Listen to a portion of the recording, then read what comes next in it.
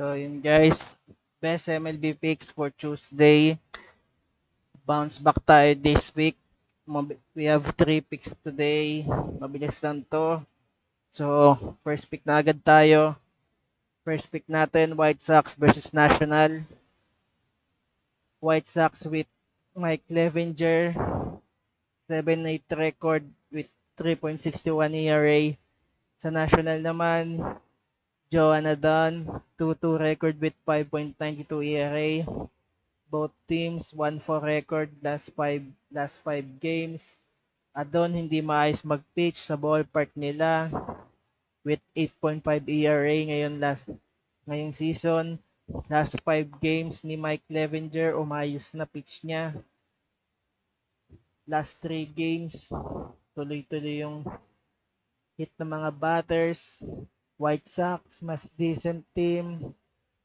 So, best bet natin dito is Chicago White Sox money line 1 unit with 1.81 odds sa win zero. Second pick agad tayo. Second pick natin, Rockies versus Padres. Rockies starting pitcher Ty Blach, 3-1 record with 4.64 ERA. While sa Padres naman, Michael Wacha, starting pitcher nila, 11-4 record with 3.43 ERA. Rockies hirap on the road with 1-6 record ngayong season. Waka bad start last game niya sa Dodgers. Pero sa tingin ko bounce back niya to. Ngayong game wala pa siyang bad game sa at home. So Padres, mga hitters, mainit pa din. So second bet natin is Padres run line. Sa tingin ko mako-cover nila to.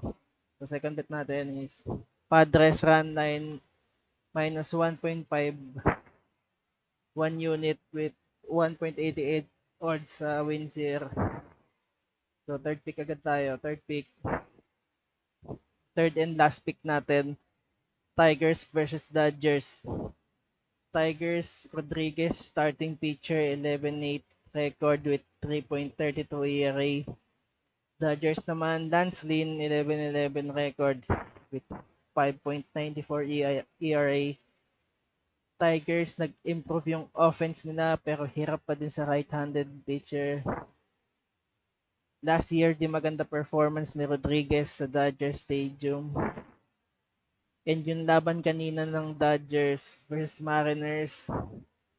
Dodgers, walang Max Muncy, walang Freeman, walang Betts. Pero na 6-1 nila yung Mariners with better pitcher.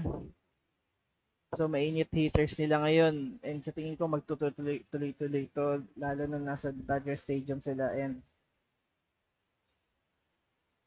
And yung starting lineup ng Dodgers is maglalaro na ulit si Betts and Muncy and Freeman. So tingin ko kaya matatambakan nila. Tingin ko sana. So best bet natin para sa laban nila is Dodgers run line. Uy, bakit ano to? Run line. Kanta natin sa jet.